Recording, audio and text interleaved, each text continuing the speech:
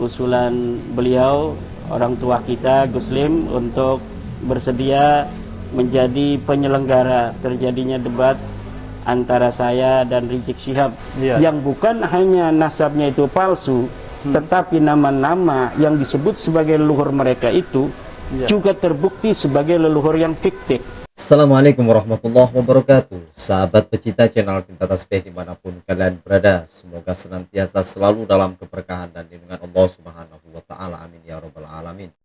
Ini ada sebuah video yang sangat menarik untuk kita lihat dan kita ikuti bersama-sama, di mana Kiai Haji Imaduddin Al-Bantani dan Habib Rizik akan segera mengadakan pertemuan debat untuk pembahasan nasab ini.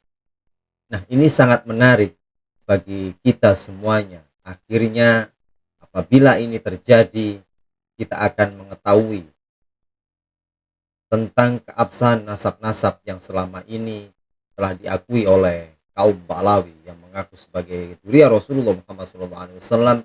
Apakah memang benar perdebatan ini nanti akan terjadi, diselenggarakan?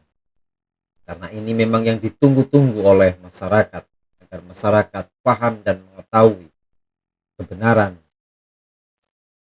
serta keabsahan yang sebenar-benarnya. Nah, untuk itu marilah kita simak terlebih dahulu video yang akan disampaikan oleh Padasuka TV terhadap Kiai Haji Imaduddin Al-Bantani. Selamat menyaksikan. Assalamualaikum warahmatullahi wabarakatuh. Pemirsa Padasuka TV, alhamdulillah saya bisa sowan ke kediamannya Kiai Imaduddin Usman di pondok pesantrennya Nahdlatul Ulum di Banten, di Kresek. Apa kabarnya, Kiai? Alhamdulillah baik, Kang Mas Yusuf. Luar biasa nih, saya merasakan suasana religius di sini. Tadi Kiai Imad habis ngaji atau memberikan pengajian ya, kitab kuning ya di sini. Luar biasa nih, ketika datang ke Kiai Imad itu nuansa religiusnya muncul tinggi ya. Baik Kiai Imad, ini di sela-sela Idul Fitri, saya ingin meminta Kiai Imad untuk mengucapkan selamat Idul Fitri kepada netizen Padasuka TV yang sering kali menyimak podcast Kiai Imad. Silakan Kiai Imad. Terima kasih Kang Mas Yusuf. Kepada seluruh subscriber dan penonton Padasuka TV di mana saja berada, saya ucapkan minal aidin wal faizin kulla amin wa antum bi khair. Mohon maaf lahir dan batin sugeng riyadi. Semoga seluruh subscriber dari Padasuka TV senantiasa Allah berikan nikmat yang luar biasa dalam hidupnya, diberikan rizki yang banyak, dan Allah mudahkan segala urusannya. Amin. Terima kasih Kiai. Terima kasih Bang. Luar biasa. Sama-sama. Ini ucapan yang bersejarah buat saya dan subscriber dan netizen semuanya. Baik Kiai, saya kesini nih mau konfirmasi nih Kiai.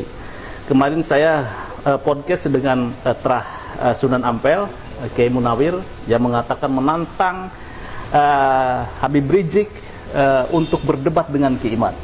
Kemudian saya juga podcast dengan salah satu Kiai Sepuh, yaitu Gus Lim di Bogor, pengasuh pondok pesantren Ibnu Akil. Malahan beliau lebih maju lagi, Kiai, siap untuk menggelar debat nasab ini antara Kiai dan Habib Rizik. Hadiahnya ini luar biasa ini, bukan karena Gus Lim mengatakan bahwa bukan mereka tidak punya uang. Saya yakin Kiai Imad itu banyak uangnya, kemudian Habib Rizik umroh berkali-kali, tetapi rasa bahagianya kalau ini terjadi, debat ini akan diumrohkan nih, umroh bersama, termasuk saya nih pada suatu TV sebagai saksi sejarahnya. Luar biasa. Ya, saya ucapkan terima kasih sama Gus Lim, seorang kiai yang kita kenal, sangat mempunyai karisma di wilayah Kabupaten Bogor dan sekitarnya. Dan saya menyambut baik usulan beliau, orang tua kita Gus Lim, untuk bersedia menjadi penyelenggara terjadinya debat antara saya dan Rizik Syihab. Tetapi terus terang saya, Kang Mas Yusuf, pesimis bila pihak Rizik Syihab berani untuk melayani tantangan debat dari Guslim itu. Tapi Kiai Imad itu serius ini, siap kalau ada undangan untuk berdebat dengan Habib Rizik. Ketika saya membuat sebuah tesis itu kan sebenarnya menunggu antitesis. Iya. Ketika antitesis itu ada, nanti kita lihat antitesisnya ini memenuhi syarat tidak untuk disebut antitesis dari sebuah tesis yang telah dikeluarkan oleh seorang peneliti seperti saya. Iya. Jadi berbagai macam kesempatan yang dimana saya diundang selama ini, suasana-suasana akademis yang saya harapkan itu selama ini selalu gagal.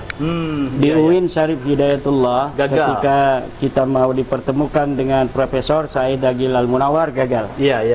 Kemudian di Wali Songo ketika dipertemukan kita rencananya dengan Rabita Alawiyah gagal. Iya. Sebelumnya di Banten juga ketika panitia Banten akan mengadakan dan mempertemukan saya dengan Taufik Segaf, itu pun gagal. Iya. Hanya dikirim Hanif Alatas dan beberapa orang dari saudara kita dari Kibin, tetapi ternyata mereka juga tidak mengatasnamakan sebagai perwakilan dari Rabita Alawiyah. Iya. Kemudian dari berbagai macam narasi yang dibuat seakan-akan bahwa saya tidak berani berdebat, itu sebenarnya adalah sebuah framing-framing yang menurut saya tidak perlu untuk ditanggapi. Iya. Karena memang saya menunggu. Jadi kalau apabila pihak Rizik Syihab ketika ditantang oleh Kiai dari Bogor, Guslim, itu kemudian menerima, daripada kita perang-perang begitu seperti kata beliau itu mau nantang perang monyet-monyet, lebih baik kita perang argumentasi, perang epistemologis, bagaimana nasab Balawi yang sudah putus ini dipertanggungjawabkan oleh mereka di hadapan publik. Iya. Nah, saya menunggu itu, mampukah mereka membela yang bukan hanya nasabnya itu palsu, tetapi nama-nama yang disebut sebagai leluhur mereka itu juga terbukti sebagai leluhur yang fiktif. Kan ini kan luar biasa. Tetapi ini akademis, berdasarkan dalil dan referensi yang jelas. Mampukah Rizik Syihab untuk menyampaikan kepada masyarakat antitesis tentang tesis saya tersebut? Jadi saya sekali lagi menyampaikan sebuah apresiasi yang tiada terhingga untuk Guslim, kiai kita dari Bogor.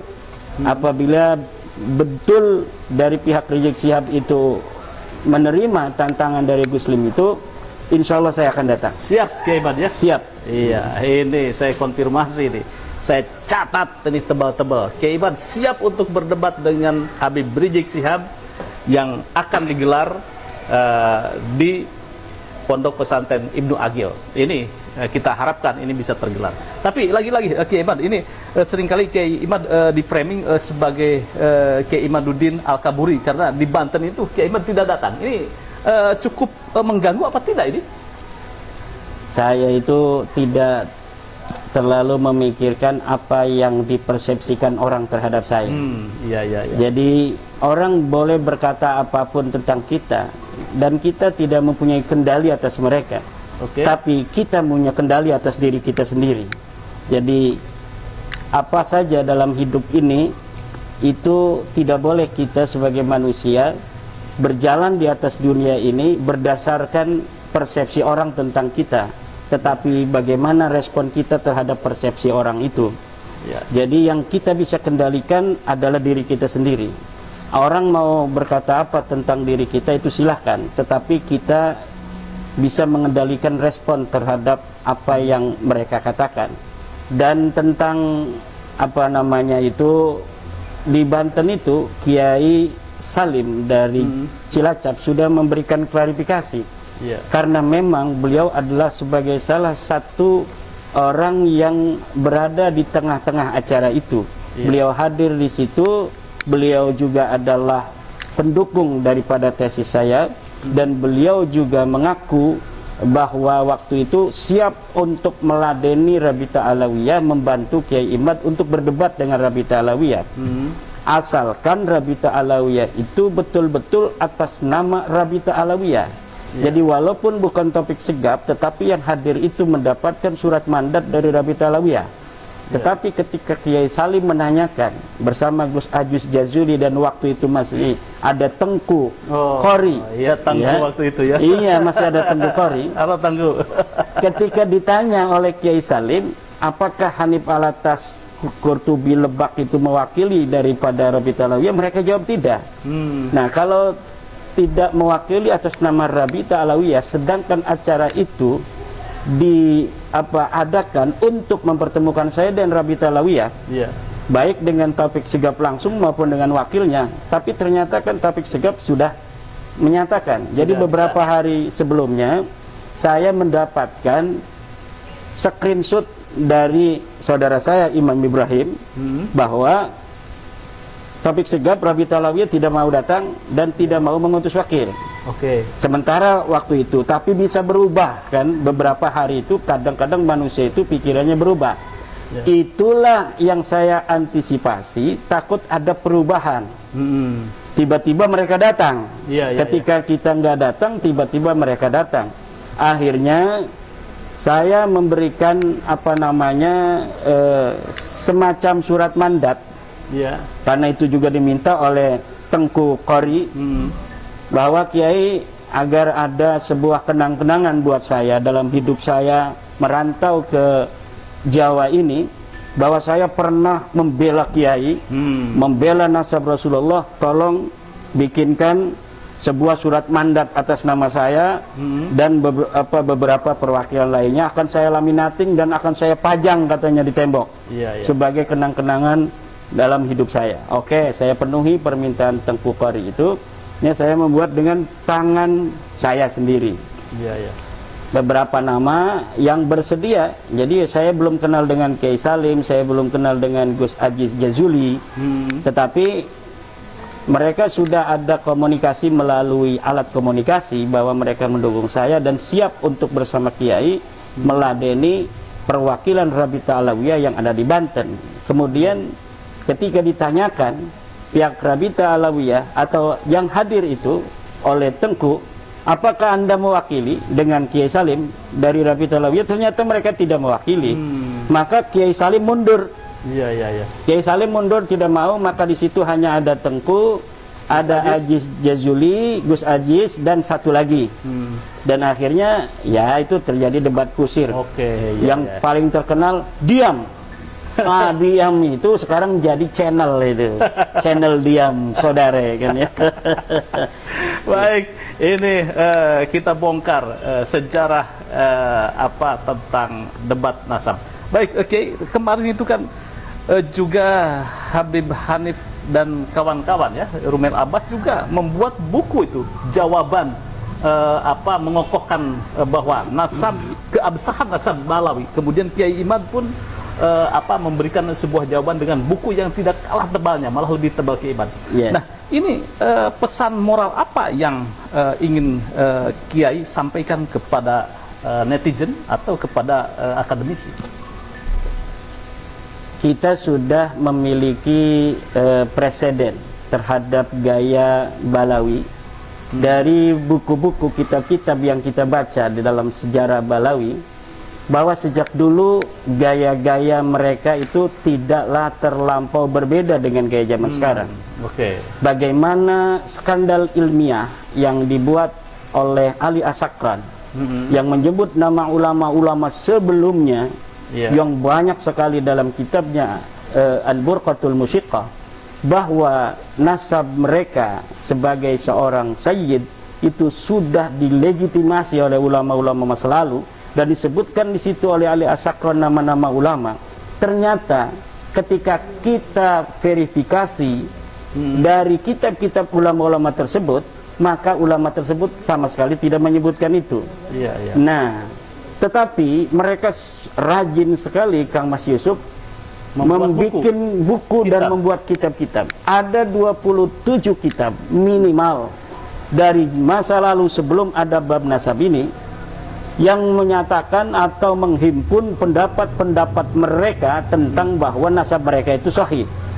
Jadi sebenarnya mereka itu sejak lama meragukan nasabnya mereka sendiri, sehingga dengan itu mereka memerlukan sebuah penguatan terus-menerus tiada henti sampai hari ini terbongkar selama 550 tahun dari 895 sampai 2022-2023 itu 550 tahun kebohongan kedustaan nasab mereka yang sebelumnya mereka mengaku 895 dari 345 juga adalah 550 tahun. Jadi 550 tahun mereka mengaku dari mulai 895 sampai hari ini, dan yang diaku itu adalah orang yang wafat 550 tahun tanpa ada bukti sama sekali secara empiris, secara epistemologis, dan secara kitab nasab. Juga hari ini dari hasil genetika tes DNA. Oke, baik. Ini luar biasa. Sahabat pecinta channel Tasbih dimanapun kalian berada, telah kita ikuti dan kita dengarkan bersama-sama, di mana Padusuka TV telah memberikan podcast kepada Kiai Haji Imaduddin Al-Bantani tentang adanya pertemuan Kiai Imad dan Habib Rizik membahas tentang permasalahan nasab. Nah, mudah-mudahan ini memang akan segera terjadi dan memang real bisa ditunggu-tunggu oleh umat yang selama ini, umat yang memang belum mengetahui dan ingin mengetahui tentang keabsahan sebenarnya. Dan mudah-mudahan ini akan terjadi dan bisa terselesaikan dengan nyaman dan damai.